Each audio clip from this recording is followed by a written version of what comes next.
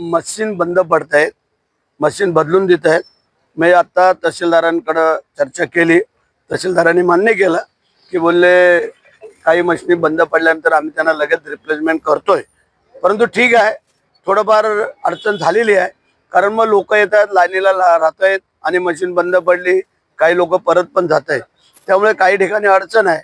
तर आमची मागणी आहे त्याच्यावरती जेवढा वेळ मशीन बंद पडेल तेवढा वेळ पुढे वाढवून द्यावा, म्हणजे 6च्या नंतर जरी आम्हाला जर मतदार असले तर त्याने ते वाढवून द्यावं, हे माझी त्यांना विनंती आहे।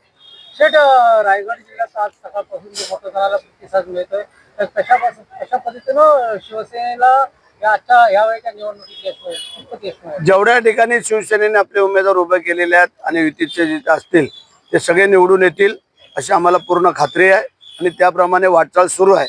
आता महाडचं वातावरण तुम्ही बघताय, मतदारांना पण विचारा, कार्यकर्त्यांना विचारा, उत्साहाचं वातावरण आहे। कारण रात्री काल एकच हातोडा मारलाय आम्ही आणि तो सक्सेसफुल झालेला आहे।